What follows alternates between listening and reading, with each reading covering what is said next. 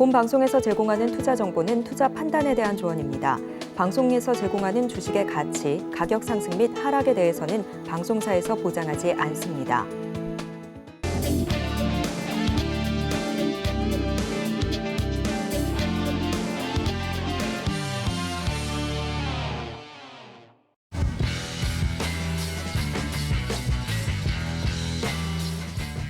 안녕하세요. 스타골드맨 시청자 여러분. 6월 6일 현충일에 찾아뵙습니다. 금종욱 파트너입니다. 휴일 마무리 좀 잘 되고 계신가요? 그래서 오늘은 장이 열리지 않았기 때문에 특별히 이제 장에 대한 얘기보다는 제가 매매를 하면서 영감을 좀 받았었던 투자자 한 분 대한 설명을 좀 드리고요. 제가 이제 그 분의 영감을 얻어서 어떻게 매매하는지에 대한 설명 1시간 동안 드릴 텐데, 주식 투자를 하시는 분들, 특히 이제 초보자 분들 경우에는 차트적인 매매에 대해서 상당히 좀 어려움을 많이 겪으실 거라고 생각을 하는데, 제가 만든 차트를 보시면서 꾸준하게 적용을 시켜 보신다면은 이슈적인 내용과 차트를 접목시키셔서 충분히 좋은 수익을 내실 수 있을 거라 보고 있고, 1시간 동안 차근차근 하나하나 설명드리도록 하겠습니다. 자, 이분을 처음 보시는 분들도 있을 거고, 좀 어디선가 좀 봤다 싶으신 분들도 계실 텐데, 이분의 이름은 이제 니콜라스 다바스입니다. 그래서 이분의 이름을 따서 만든 이름이 다바스 박스 매매라고 많이 불리는 매매법인데, 자, 박스 이론의 창시자인데, 지금 사진을 보시면은 흑백 사진이에요. 굉장히 오래전에 투자를 하셨던 분이고, 이분이 이제 주로 활동했었던 시기가 1950년대입니다. 그래서 제가 왜 이분에 대해서 대단하게 생각을 하냐면은, 첫 번째는 이분은 월가에서 활동했던 분이 아니에요. 원래는 뭘 하셨던 분이냐면은 댄서 출신입니다. 댄서 출신이고, 이분이 이제 미국으로 넘어가게 되면서 이제 나이트클럽에서 이제 춤을 추면서 돈을 벌었던 분인데, 이분이 이제 돈을 벌기 시작한 거는 이제 주식 투자를 이제 분석을 하기 시작하면서 돈을 벌기 시작하셨는데, 처음에 3,000달러에서 6년 만에 250만 달러까지 벌으신 분입니다. 그러니까 이분도 처음에는 일단 뭐 우리가 이제 처음에 주식을 접했을 때 하는 것처럼 기업에 대한 분석이라든지 어디서 누군가에게 이제 기소문을 들고 이렇게 좀 매매를 하셨다가 도저히 안 될 것 같아서 이제 본인만의 매매 방식을 만드셔서 그렇게 돈을 번 분이 이분입니다. 근데 이 사진을 보시면 1950년대에 보시면 대부분 이제 컴퓨터라는 것도 없어요. 대부분 주문을 전화로 하게 됩니다. 그래서 우리가 이제 차트를 봤었을 때 HTS에 뭐 분봉도 나와 있고 일봉도 나와 있고 주봉도 나와 있고 거래량, 거래 대금 이런 것까지 다 하나하나 나와 있었으니까 저희들이 이제 편하게 매매할 수 있는데, 이분이 활동하던 시기에는 전혀 그런 게 없었어요. 이제 스스로 혼자서 다 종목에 대한 가격 체크와 뭐 거래량까지 다 하나하나 체크해 가면서 이런 매매법을 만들었다는 거, 정말 노력이 대단하신 거죠. 일을 하면서, 댄서 출신이니까 밤에는 댄서로 일을 하면서 번 돈을 가지고 이제 낮에는 주식 투자를 하신 거죠. 그래서 이렇게 돈을 좀 많이 버셨던 거를 이제 강조해 드리고 싶은데, 우리가 이제 일반인, 뭐 직장을 다니시는 분들이나 뭐 자영업을 하시는 분들도 이렇게 노력을 하면은 6년만이 아니더라도 언젠가는 이렇게 250만 달러, 지금으로 따지면 이제 33억 정도 되는데, 이 당시에 지금 1950년도에 이 정도 금액이면 지금으로 따졌을 때는 한 몇백억 되는 그런 가치가 있지 않았을까, 이렇게 생각을 합니다. 물론 지금 이런 매매를 해서 뭐 이분처럼 이렇게 큰 돈을 번다라기보다도 우리가 주식 투자를 함에 있어서 어느 정도 어떻게 차트로 접근해야 될지 이런 기본적인 면은 알고 가시는 게 좋지 않을까 해서 가지고 나왔고요. 일단 이분이 또 책을 내셨어요. 좀 보시면은 나는 주식 투자로 250만 불을 벌었다. 그냥 그대로 써놨는데, 처음에 이 책이 출간됐었을 때는 그렇게 시중에 인기를 얻지 못했습니다. 그래서 주식을 하시는 분들 사이에서만 알고 있었던 그런 책이었는데, 이분이 책을 내고 나서 책이 좀 절판이 됐었는데, 이분이 책이 내용이 안 좋아서 이렇게 절판이 된 게 아니고, 이거를 다른 데다 유포하면 안 되겠다. 이 책을 보고 이대로 매매했더니 수익이 잘 나더라. 이런 내용들을 매매하시는 분들끼리만 알고 있었던, 어떻게 보면 비법서처럼 이게 정연해져 내려왔었던 책인데, 그리고 나서 이분이 이제 나중에 여행을 갔다가 이 책을 가지고 나는 수익이 얼마 났습니다. 이런 사람들을 보면서 나중에 이제 재출간 됐을 정도로 예전에는 이 매매법 자체가 굉장히 뭐 독창적이고 특이한 매매법이었다. 그래서 월스트리트에 있는 전문가분들도 다 이 매매를 가지고 뭐 스탑로스라든지 뭐 트레일링 매매 이런 거를 다 하셨다. 이렇게 좀 보시면 될 것 같아요. 그래서 이분에 대한 매매에 대한 설명 한번 좀 드리도록 할게요.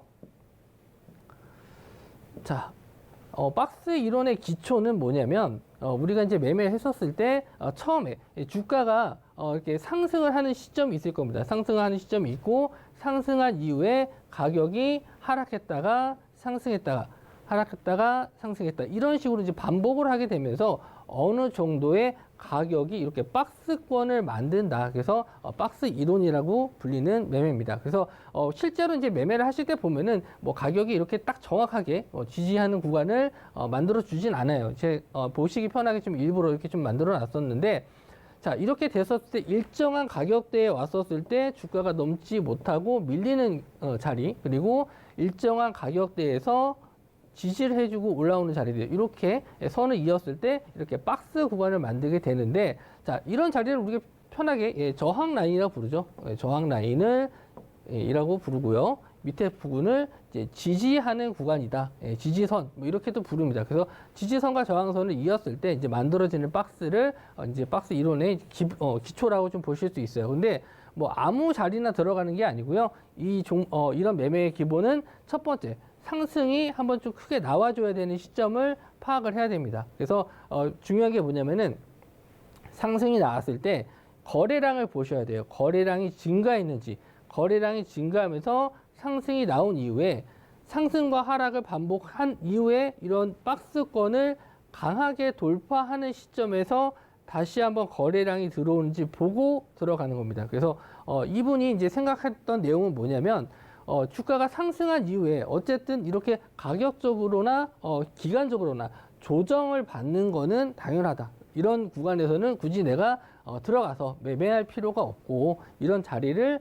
다 지나고 나서 다시 한번 이런 저항선 자리를 강하게 뚫어주는 자리를 확인을 하고 들어가도 충분히 늦지 않다. 이렇게 해서 이분이 이런 매매를 하시게 된 거고요. 지금 와서 이런 매매를 대부분 이제 돌파 매매라고 많이 하죠.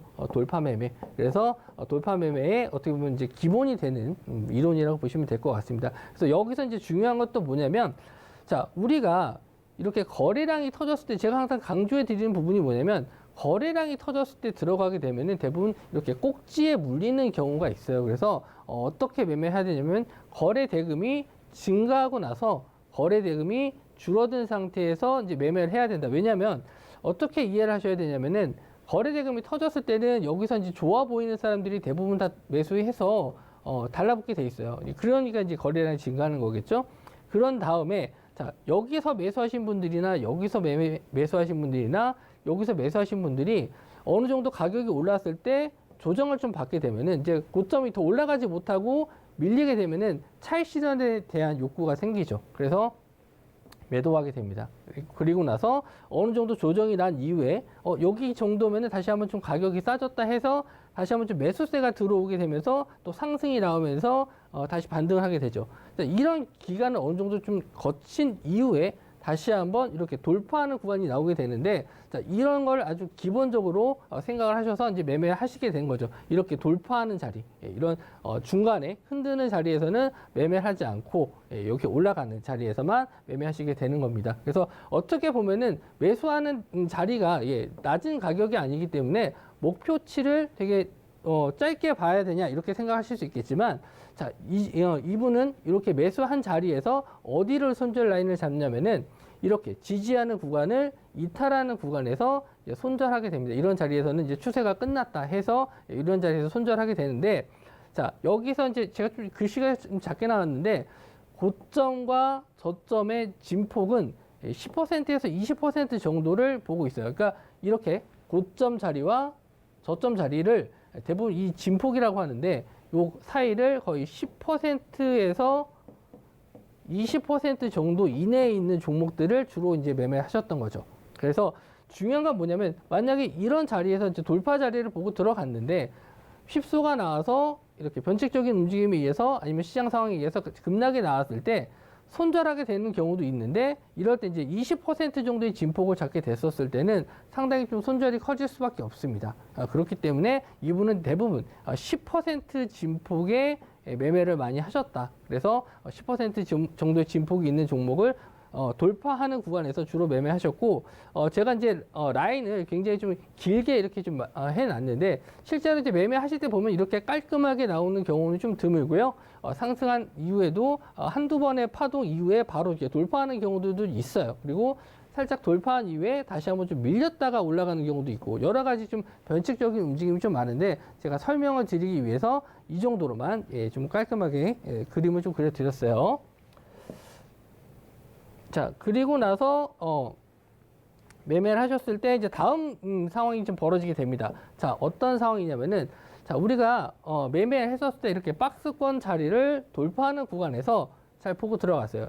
아까처럼 말씀 좀 드리면 상승한 이후에 이렇게 좀 박스권을 만들면서 이런 박스 자리를 돌파하는 구간에서 이제 매수가 들어갔는데 자, 이 다음엔 어떻게 되냐? 손절 라인은 계속 이 하단선 라인을 기준으로 잡고 보게 됩니다. 이런 자리를 돌파하게 되면은 하락으로 돌파하게 되면 이런 자리에선 뭐 손절을 잡는데 그렇지 않고 이런 자리를 깨지 않고 계속 상승하게 된다면은 끝까지 추세를 끌고 가서 매매를 하실 수가 있는 거죠. 그래서 자, 이런 자리가 유지가 된다라고 했었을 때는 추세를 또 보는데 자, 여기서 매수했던 분들도 만약에 여기서 이제 상승이 올라왔을 때 차익 실현이 나오게 돼 있어요. 여기서도 수익이 냈으니까 차익 실현해서 빠지시는 분들도 있을 거고 새롭게 올라가는 분들도 있을 거예요. 근데 이런 자리를 왔었을 때 그 다음 대응 자리는 뭐였냐? 다시 한번 이런 박스 자리를 돌파하는 시점에서는 어떻게 매매를 하셨냐면은 상단 박스 돌파 시에는 추가 매수를 했어요. 여기서도 매수했던 물량을 다시 한번 또 매수한다는 거죠. 그러니까 우리가 생각했었을 때 올라갈 수 있는 종목들은 더 올라간다. 계속 올라가니까 계속 끌고 가야 된다. 추격 매수를 하면서 계속 뭐 불타기를 한다. 이렇게 좀 보시면 될 것 같은데 만약에 그렇지 않고 다시 한번 이렇게 지지선 자리를 이탈하고 내려오는 구간에서는 박스권 자리를 이탈했을 때는 전량 매도, 이제 이익 실현을 하는 거죠. 수익 냈었던 부분에 대해서는 이익 실현을 하셨는데 자, 이럴 때 보시면 만약에 이런 경우도 있어요. 상승을 했다가 박스권을 못 만들고 고점에서 그냥 이렇게 밀리는 경우도 있습니다. 이분이 그냥 이렇게 무조건 이런 자리에서만 손절할 때까지 버티신 게 아니고 어느 정도 상승이 나와서 박스권이 나왔는데 이런 자리에서 고점 자리에서 지지하는 구간들이 있어요. 단기적으로 이제 지지하는 구간이 있다. 작은 박스권이라고 보시면 돼요. 그러니까 이렇게 큰 박스권 안에서도 이 안에 좀 작은 박스가 이제 나올 수도 있거든요. 이런 작은 박스권을 좀 이탈하는 구간이 나왔으면은 빠르게 익절하는 그런 매매를 하셨습니다. 그러니까 우리가 이제 매매했었을 때도 항상 이렇게 원칙이 있으면서 매매를 하실 수는 있겠지만 시장 상황이라든지 뭐 종목의 성향이라든지 뭐 테마가 어떤 테마가 불었는지 그런 거에 따라서 어떻게 보면 좀 융통성 있게 좀 매매를 하셔야 됩니다. 이런 기본적인 내용은 있지만 그 안에서 작은 박스를 만들었을 때도 기준이 좀 다 다르거든요.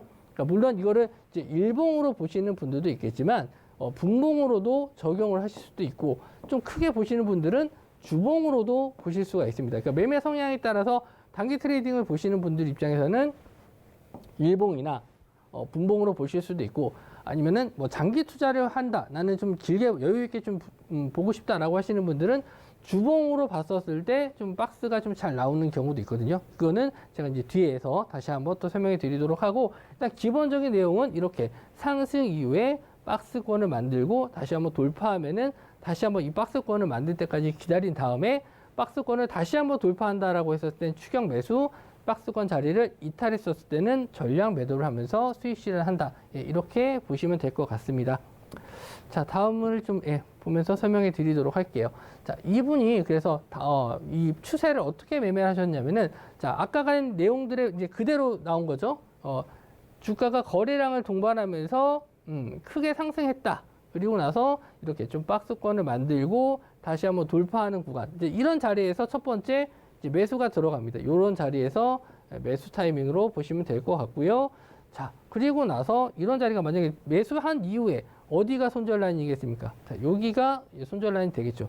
자, 이런 자리를 이탈했었을 때는 이제 손절 라인인데, 대부분 이제 추세를 보실 때 이제 중요하게 보시는 게 뭐냐면은, 제가 이제 이렇게 저점 자리를 올려놓는 그런 그림을 좀 선 차트를 그려놨는데, 자, 선 차트를 보시더라도 이렇게 저점이 올라가는 패턴이 좀 좋긴 해요. 예, 우리가 지금 매매했었을 때 상승 추세라고 했었을 때는 고점과 저점을 이었을 때 이런 식으로 이제 우상향하는 차트를 이제 상승 추세라고 하잖아요. 박스 이론에서도 마찬가지예요. 상승한 이후에 좀 박스를 만들 때 조정 이후에 반등이 나왔을 때 이렇게 저점을 올려가는 패턴이 더 좋다. 이거는 뭐 매매하시다 보면 좀 알게 되는데 제가 추가적으로 한번 또 설명해 드린 거고, 이렇게 우리가 이제 박스 자리를 돌파했었을 때 이제 매수가 들어갔다라고 하면은 여기서 추가적인 상승 나왔을 때 당연히 밑에 보시면 이제 거래량이 증가하겠죠.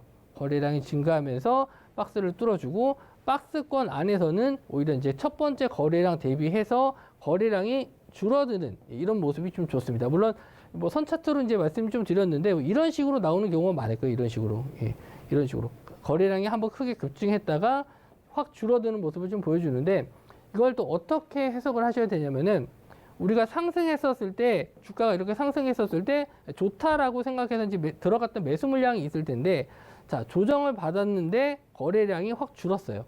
이거는 이제 어떤 식으로 해석을 해야 되냐면은, 자, 매수해서 좋아서 들어왔었던 물량들이 가격이 조정을 좀 받거나 기간적으로 이렇게 횡보를 하게 되면은, 자, 못 버티고 빠져나가는 물량들이 있어요. 아, 이 종목이 안 가니까 좀 다른 종목으로 갈아타야겠다. 아니면은, 아, 이렇게 가격이 빠졌으니까 이제 손절하고 나와야겠다라고 하는 물량들이 좀 생길 수 있는데, 자, 거래량이 증가했는데도 이렇게 거래량이 확 줄면서 이렇게 조정을 좀 받았는데도 거래량이 나오지 않는다는 거, 이런 거는 아직 여기서 매수했었던 물량들이 이 종목이 더 갈 수 있다, 더 추가적인 상승이 나올 수 있다라고 생각을 해서 아직 남아있다라고 해석을 하는 겁니다. 물론 개인 투자자분들은 그렇게 버티지 못하는 경우도 있겠지만, 기관이라든지 외국인이라든지 이런 좀 큰 금액을 가지고 이제 매수했었던 메이저 물량들 같은 경우에는 쉽게 물량을 빼지를 못해요. 단타로 들어왔다 하더라도 어느 정도 수익을 좀 내고 나와야 되기 때문에, 이 종목이 정말 좋아서 추가적으로 더 올려서 수익을 얻어야 된다라고 했었을 때는 팔지 않고 있기 때문에 개인들이 빠져나갈 때까지 더 이상 거래를 내지 않고 관망을 하면서 시간을 좀 끄는 거죠. 그래서 뭐 이렇게 조정을 받았을 때도 가만히 있다가 오히려 이제 개인 물량들이 좀 빠지는 걸 좀 보고 나서 다시 한번 주가를 상승시키는 경우가 많기 때문에, 대부분 거래량이 증가했었을 때 이제 빠지는 걸 좀 지켜보실 때는, 조정을 좀 받을 때는 지켜보셨을 때 거래량이 확실히 좀 줄었는지 이런 것들 좀 확인을 하셔야 됩니다. 그래서 거래량 없이 이렇게 좀 박스권을 만들면서 이렇게 횡보하는 주가가 다시 한번 돌파가 나왔다. 그러면 여기서 이제 매수 관점이라고 말씀 좀 드렸죠. 돌파하는 거 뭐 일봉상으로 확인하셔도 되고 분봉상으로 확인하셔도 되고, 이때 뭐 상승했다가 잠깐 눌리는 자리들도 있을 거예요. 그러니까 박스권 자리를 돌파했다가 뭐 여기서 바로 이렇게 슈팅이 크게 나오는 건 아니겠죠. 제가 이제 선으로 그려놨지만 상승했다가 눌렸다가 다시 이렇게 올라가는 경우도 있거든요. 분봉상으로 분봉이라든지 이제 캔들로 봤었을 때 살짝 눌렸다 이렇게 올라가는 경우들도 있어요. 그러니까 이런 자리들도 충분히 매수 타점으로 좀 노릴 수 있고, 자, 여기서 다시 한번 이제 말씀 좀 드리면, 매수했었던 이제 상승 추세가 나왔다가 내가 추세를 더 보기 위해서는 기다렸다가 여기서 더 이제 추가적인 상승이 나왔을 때 추격 매수를 하거나, 아니면은 이런 자리에서 이탈하고 내려왔을 때는 포지션을 이제 정리하고 나온다. 그래서 어느 정도 이게 보시면은 엘리어트 파동하고 거의 비슷해요. 자, 이렇게 제가 박스를 만들어 드렸지만, 상승 이후에 조정, 그리고 상승 이후에 조정, 상승 이후에 조정, 이런 식으로 좀 패턴이 나오거든요. 그렇기 때문에 이런 매매를 뭐 지금 제가 다비스 박스 이론이라고 말씀 좀 드리지만, 이거를 박스를 지어놓고 보면은 어떻게 보면 엘리어트 파동과 거의 비슷한 유사한 형태의 모습을 보실 수가 있습니다. 그래서 매매 형태는 좀 다를 수 있겠지만, 이름 부르는 건 다르겠지만, 어쨌든 이런 파동의 형태로 움직이는 걸 이용하는 매매라고 보시면 될 것 같아요.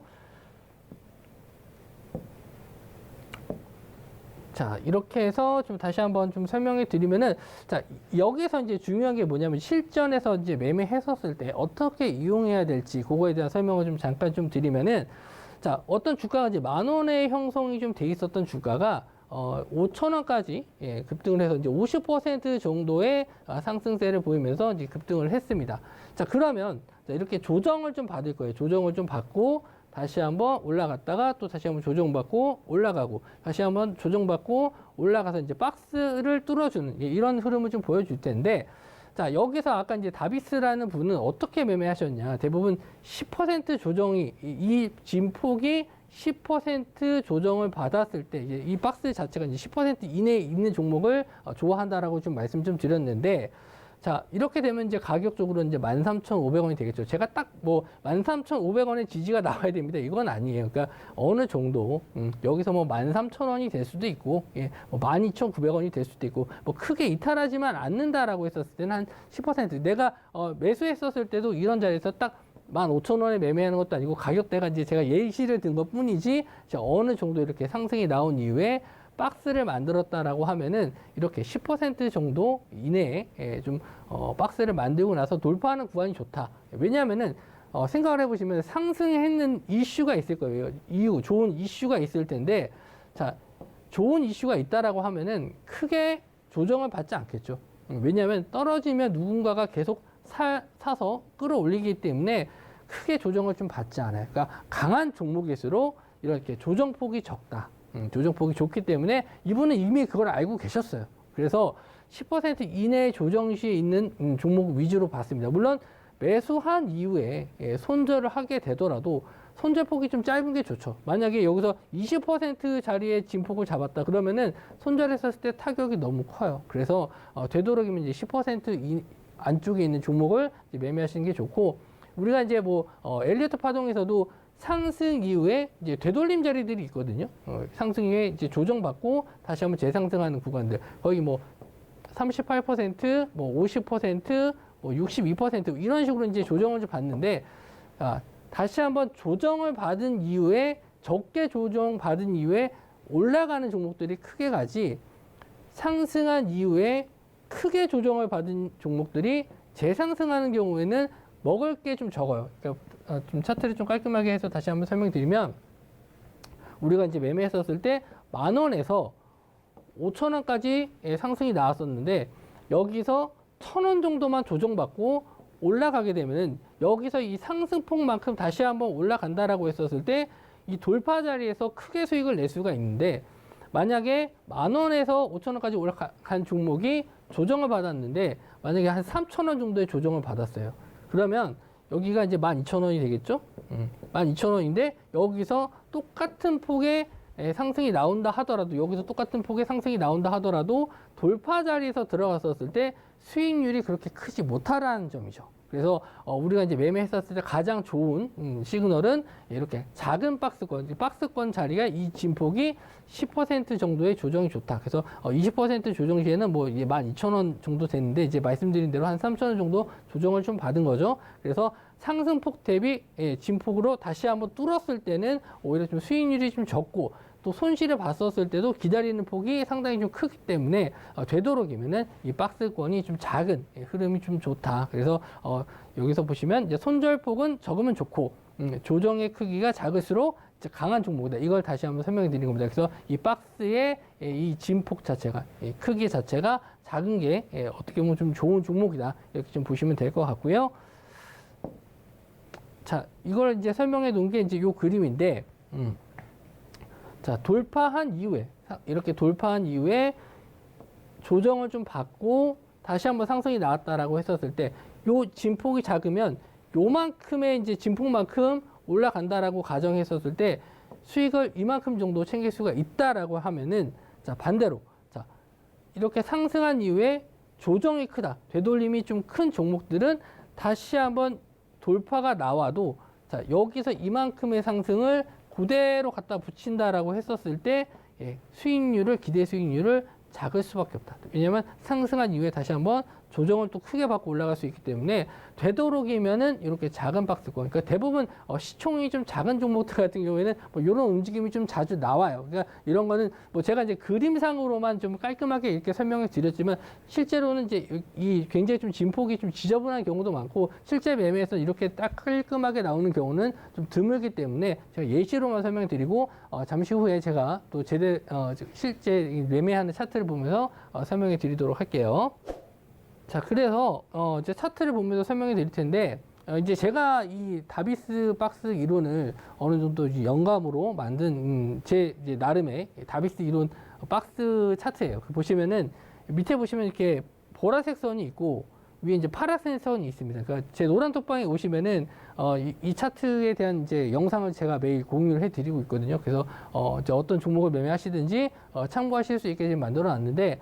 이제 삼성전자를 말씀 좀 드린 거는 이제 우리나라 이제 대표 종목이기도 하고 어떻게 보면 이거를 이제 다른 종목에 이제 대입을 시키면은 원체 좀 뭐 가벼운 종목들 같은 경우는 진폭도 크고 해서 이제 예를 좀 쉽게 들 수 있게 삼성전자를 말씀 좀 드렸고 자 여기서 이제 박스 라인이 어느 정도 나와 있습니다. 그러니까 차트 뒤를 보시지 않아도 요 자리가 저항선이라는 걸 아실 수 있겠죠. 요 자리가 이제 저항선이고 그리고 요 밑에 선이 당연히 지지선입니다.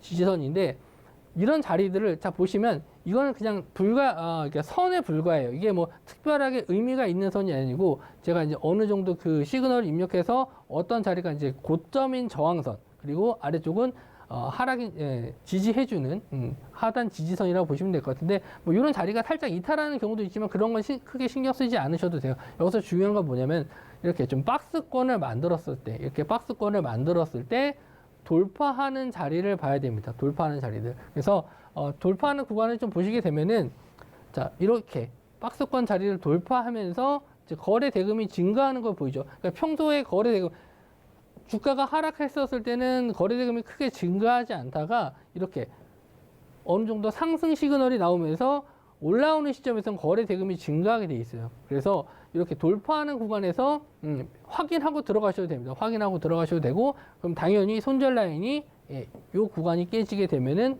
손절을 하면 되겠죠. 하지만 이제 삼성전자 같은 경우는 원체 시총이 크다 보니까 이 진폭 자체가 좀 클 수도 있어요. 그러니까 작은 폭이지만 좀 돌파가 안 나고 밀리는 경우도 좀 많이 있거든요. 근데 이때는 이제 중요하게 보셔야 될 게 거래량이에요. 거래 대금을 좀 보셔야 되는데 거래 대금이 좀 들어오면서 뚫어줬다라고 하면은 상승 추세로 돌아갈 가능성이 높습니다. 그래서 자 여기서 이제 매수를 했다라고 가정했었을 때 자 어느 정도 수익 실현할 때가 없겠죠. 이게 상승하고 돌파해서 여기 직전에 이제 저항선 라인을 보시면 이런 자리들도 왔었을 때 추가적으로 상승이 안 나오면은 일부는 이제 수익을 실현하시고 다시 한번 이제 매수했던 단가를 보면서 이 자리가 이제 지지가 된다라고 하면은 이제 끝까지 끌고 가시는 거죠.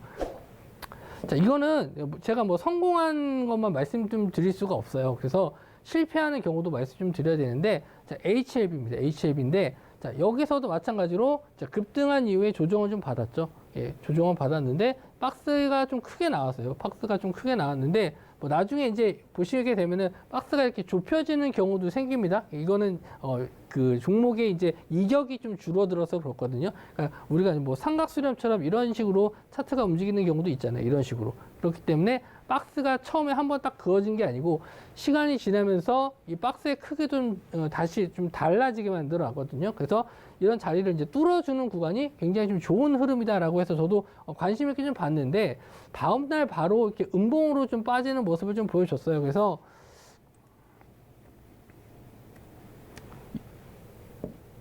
자, 이런 경우에는 어떻게 보면 이제 트랩이다, 휩소다 이렇게 좀 보실 수 있는데, 자 이렇게 이제 흐름이 좀 빠졌을 때는 이제 물론 이제 이런 손절 라인이 좀 이탈됐었을 때는 정리하는 게 좀 맞지만, 저는 또 그렇게 생각을 해요. 만약에 혹시 이런 자리에서 매수를 하셨더라도 매수한 단가에서 거의 10% 정도의 손실이라면 아까 이제 박스에서 10% 정도를 보고 10%의 이 진폭을 좀 보고 이 자리에서 이탈했었을 때는 이제 손절하라 이렇게 좀 말씀 좀 드렸는데 실제 매매에서 그런 경우는 좀 많이 잘 안 나와요.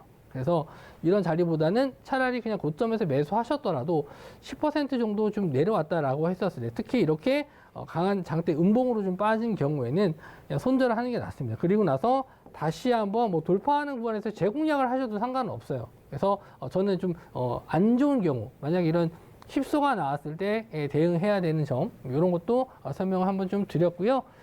자, 이번 종목은요, 루닛인데요. 지금 의료 AI로 굉장히 좀 강하게 상승이 좀 나오는 종목입니다. 물론 뭐 여기서 추가적인 상승이 좀 나왔었는데 지금 영상을 만드는 입장에서는 추가적인 상승은 좀 나오지는 않았고, 자, 이 종목도 보시면은 이렇게 자, 박스권 자리를 돌파하는 구간이 이제 매수 타이밍이 되겠죠. 매수 타이밍이 되는데, 자, 여기서 중요하게 보실 건 뭐냐면은 거래 대금입니다. 거래 대금. 그러니까 거래 대금을 저는 거래량보다 거래 대금을 좀 중요하게 보는데, 뭐 거래량이 많은 종목들, 뭐 동전주라든지 1,000원짜리 이하 종목들은 거래량만 많은 경우도 있거든요. 그래서 거래 대금을 보면서 어느 정도 이 종목에 대한 자금을 판단할 수 있는데, 자, 거래 대금이 강하게 들어오면서 이렇게 박스권 자리를 뚫어주는 구간을 이제 매수 타이밍, 매수 타이밍이라고 본다고 말씀 좀 드렸죠. 그러면 이런 자리에서 지지에서 이제 밀리게 돼서 이런 지지선 자리를 이탈하는 경우를 손절가로 대응을 하시면 됩니다. 손절가로 대응하시면 되고, 자, 여기서 만약에 매수를 못했다, 나는 이렇게 올라가는 종목들을 매수하지 못했다라고 하시는 분들은 다시 한번 이렇게 조정을 좀 기다렸다가 다시 한번 이런 박스권 자리, 요 저항선 자리, 예전에 이 저항을 했었던 요 자리들이 지지가 되는지 확인하시고 다시 한번 재반등할 때 좀 노리셔도 된다. 이렇게 좀 말씀드릴 수 있고, 물론 여기서 다시 한번 이 고점 자리, 저항선 박스권 자리를 돌파하는 구간에서 2차 매수를 하거나 추격 매수를 하거나 여기서 신규로 또 매수하실 수 있겠지만, 저는 그렇게 생각해요. 이렇게 한번 좀 시세가 나왔었던 종목들이 거래 대금 없이 조정을 좀 받았다라고 하면은 이런 자리에서 다시 한번 거래 대금이 들어오는 구간에서도 충분하게 매수하셔도 된다. 물론 이런 자리에서도 이렇게 박스권 자리 이탈하게 되면은 손절로 대응을 해야 되겠지만, 그렇게 좀 이 종목의 이제 흐름이라든지 아니면 뭐 이슈라든지 뭐 아니면 뭐 실적이라든지 이런 걸 좀 보면서 성장 가능성이 있다라고 하면은 이런 자리만 확인하고 들어가셔도 상관은 없어요. 어쨌든 저는 이제 이런 자리에서도 한번 추천을 좀 드렸었던 종목인데, 원칙적으로 이제 이 이론에 따지자면은 이런 자리에서 이제 매수하셔야겠죠. 박스권을 다시 한번 새롭게 뚫어주는 자리에서 추격 매수라도 들어가셔야 되는데, 이때 또 중요한 거는 거래 대금이 강하게 들어오는지 보고 들어가셔야 됩니다. 그래서 요 자리가 돌파한 자리에서 물론 이제 손절 라인을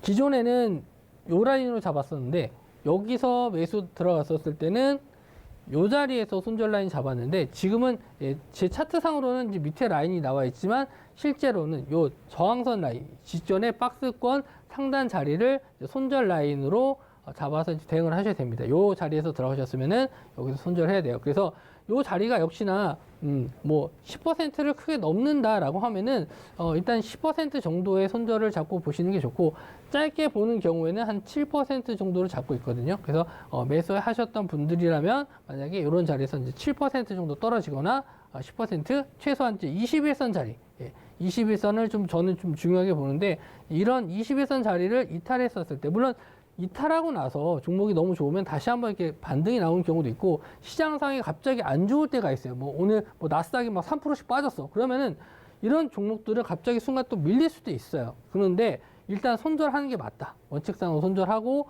다시 한번 올라오게 되면은 그때 재매수 하셔도 된다.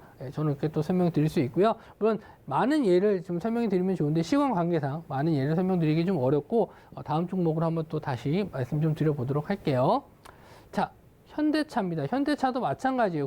여기서 보시면 여기 이 박스가 좀 상당히 좀 크게 나와 있어요. 근데 저는 꼭 굳이 이제 뭐 저는 이 차트를 제가 만들어서 쓰고 있지만 이렇게 좀 진폭이 적었을 때 공략을 하시는 게 좋다. 그러니까 이렇게 진폭이 큰 경우는 뭐냐면 이 앞선 차트에서 이 움직임이 컸다라는 거예요. 이런 식으로. 그래서 아까 이제 좋은 차트에 대한 설명을 드렸을 때 뭐라 그랬죠? 이렇게 진폭이 작은 경우가 좋은 차트다.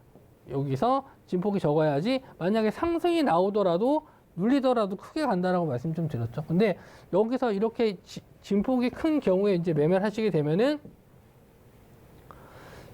이런 자리에서 돌파가 나오더라도 여기서 상승했었던 자리에서 돌파가 나왔을 때 먹을 수 있는, 여기서 이제 돌파해서 올라가서 먹을 수 있는 차트가 시세가 그렇게 크지 않다. 그래서 확실하게 이렇게 박스권 자리가 좁혀진 자리에서 거래량이 들어왔을 때 들어가는 게 좋다. 물론 여기서 이제 거래 대금이 생각보다 많이 들어오진 않았는데 현대차라는 게 원체 또 워낙 시총이 큰 종목이다 보니까 이렇게 돌파 나왔을 때 거래 대금이 크게 터지는 경우가 좀 드물어요. 그래서 올라가고 나서 거래 대금이 터지는 경우는 있거든요. 이거는 차트를 좀 많이 보시면 알 텐데 어쨌든 이렇게 박스권 자리를 돌파해서 올라오는 구간을 이제 매수 타이밍으로 좀 잡으시고 이 이후에 쭉 다시 한번 좀 상승이 나왔는데 자 이제 좀 새롭게 다시 박스권 자리가 좀 나오긴 해요. 그래서 이런 자리를 좀 꾸준하게 지켜보시고 이런 자리를 또 다시 한번 횡보해서 고점을 뚫게 되면은 물론 또 거래 대금이 좀 증가하게 되겠죠.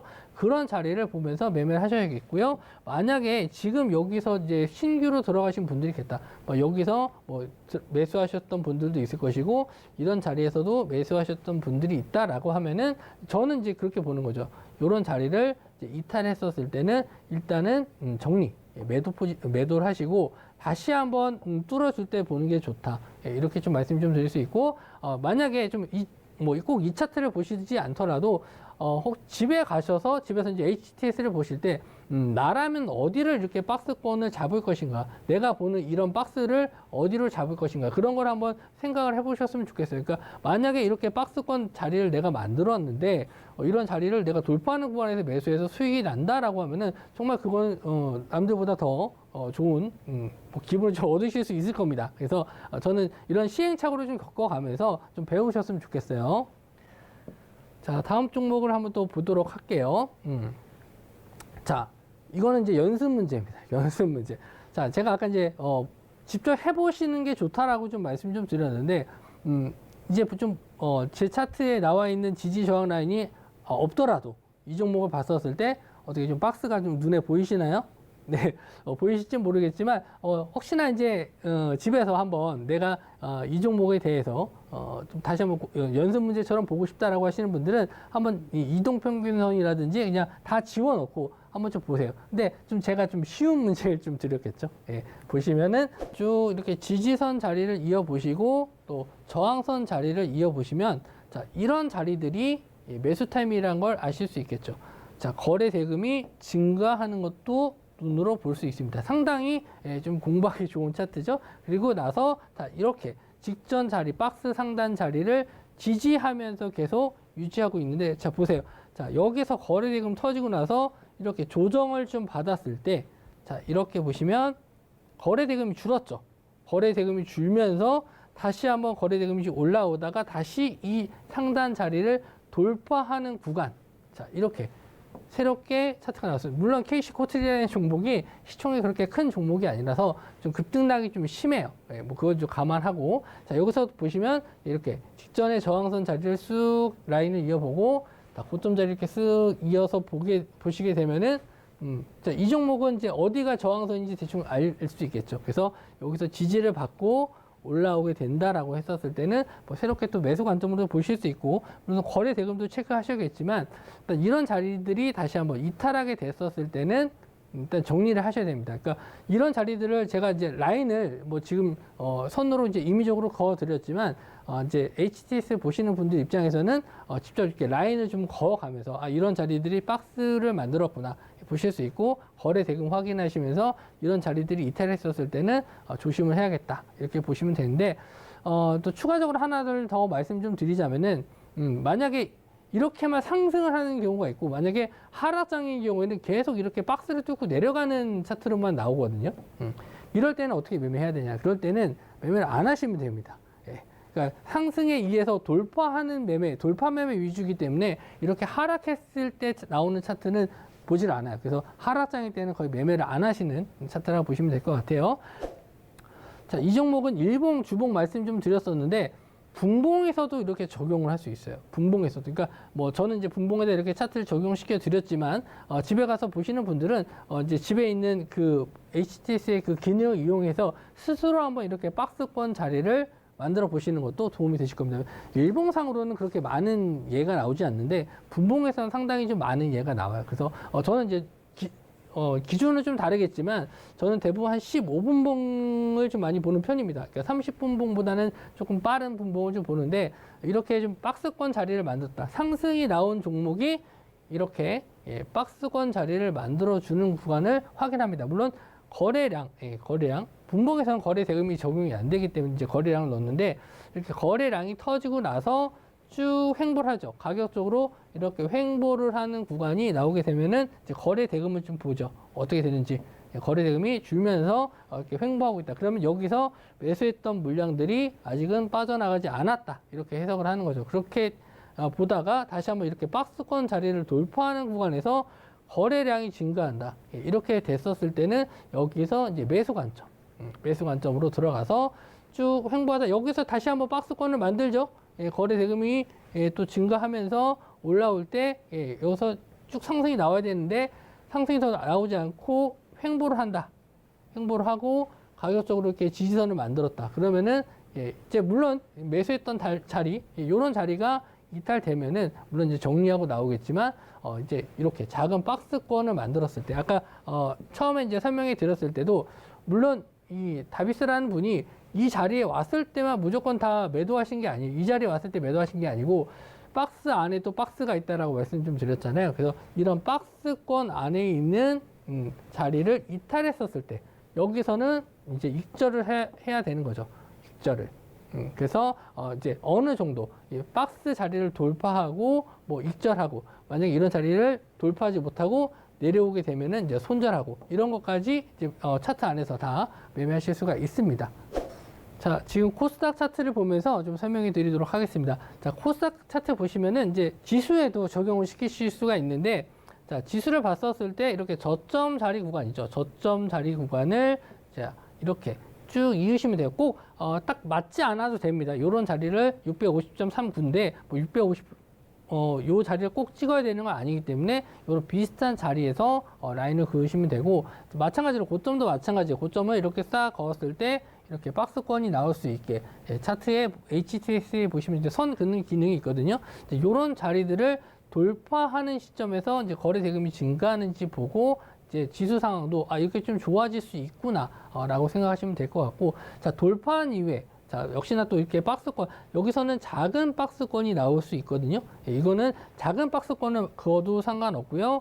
또 큰 박스권을 그어도 상관없어요. 그러니까 그거는 개인 취향에 따라서 다른 거기 때문에 나는 이렇게 작은 박스권을 그으면서 매매하겠다 하시는 분들은 이렇게 작은 박스권을 돌파하는 시점을 보셔도 되고, 아니면 조금 더 나는 여유 있게 좀 두고 봐야겠다라고 하시는 분들은 이런 자리 조금 더 라인을 좀 두고 매매하시면 될 것 같아요. 그러니까 이렇게 크게 작게 놓는 거는 개인 취향인데, 왜 그러냐면은 손절을 크게 잡는 분들 같은 경우에는 박스를 좀 크게 잡고 매매하시는 게 좋고, 나는 좀 빠른 매매를 원한다.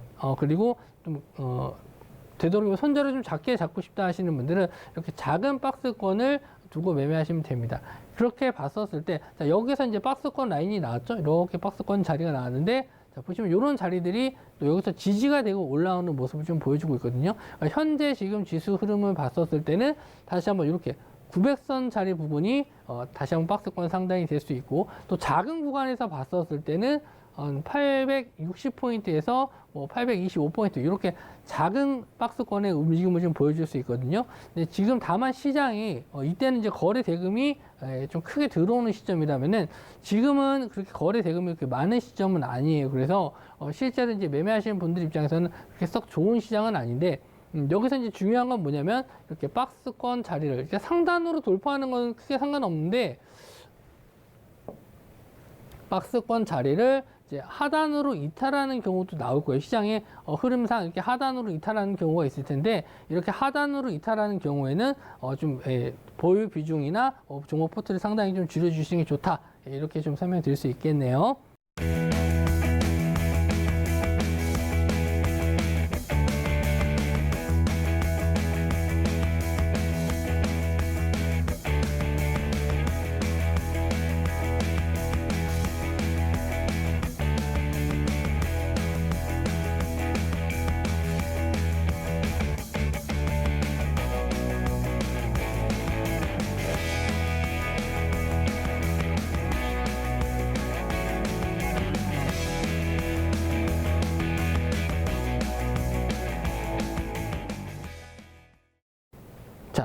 박스 이론 기초입니다.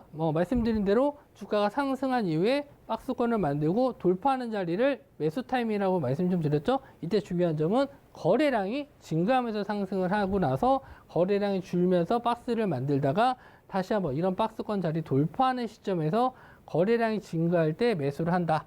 이거를 먼저 가장 기본으로 보시면 될 것 같고요.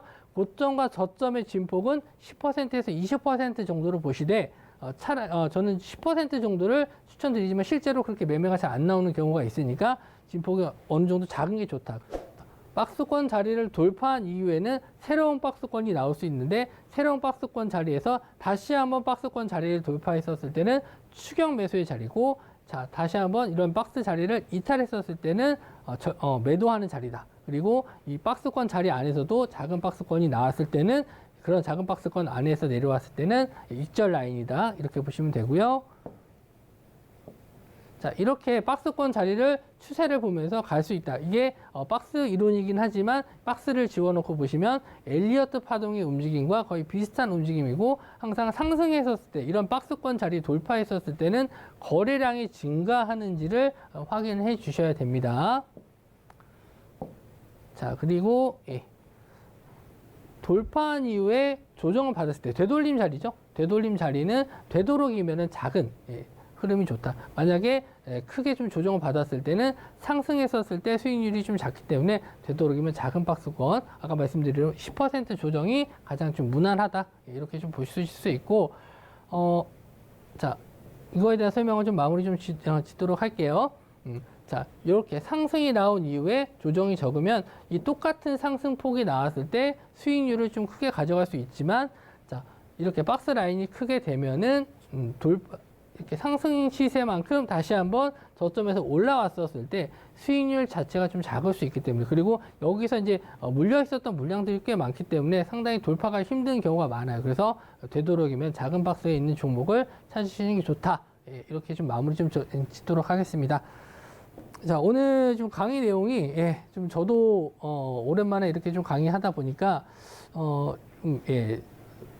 시간이 좀 부족한 감이 없잖아 있는데, 더 많은 차트 예를 좀 가지고 좀 설명해 드리고 싶었는데, 일단 그런 내용들은 제가 노란톡방에 들어오시면은, 하나하나, 매일매일 제가 올라오는 종목들이라든지, 뭐 이걸 이제 지수에 접목을 시킨다든지, 아니면은 뭐 급등주라든지, 아니면 일반적인 아까 삼성전자, 뭐 이런 현대차 이런 대형주로서도 적용을 시켜서 매일매일 그때그때마다 설명을 해드리고 있거든요. 물론 뭐 제가 이 하나하나 종목들 궁금하신 종목들을 다 알려드릴 수가 없기 때문에 매일 제가 이 영상을 좀 떠요. 거래대금이 50억 이상 되는 종목들에 대해서 영상을 이걸 매일 만들어서 노란톡방에 올려드리고 있거든요. 그래서 혹시나 공부를 하고 싶다거나 아니면 이 이론에 대해서 조금 더 궁금하다 하시는 분들은 노란톡방에 들어오셔서 같이 한번 좀 매매해 보시고 매매에 대한 궁금증도 있으실 수 있을 것 같아요. 제가 좀 빨리 설명하다 보니까 시간이 좀 부족했는데 조금 더 자세한 내용들은 노란톡방에서 설명해 드리도록 하고 남은 휴일 또 잘 보내시고 또 휴일 다음 날 또 좋은 수익 내실 수 있도록 또 도와드리도록 하겠습니다. 오늘 강의 영상 들어주셔서 감사하고요. 제가 또 다음 방송에서 좀 뵙도록 하겠습니다. 감사합니다.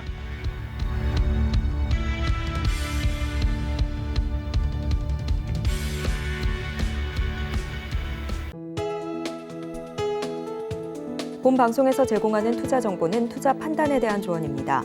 방송에서 제공하는 주식의 가치, 가격 상승 및 하락에 대해서는 방송사에서 보장하지 않습니다.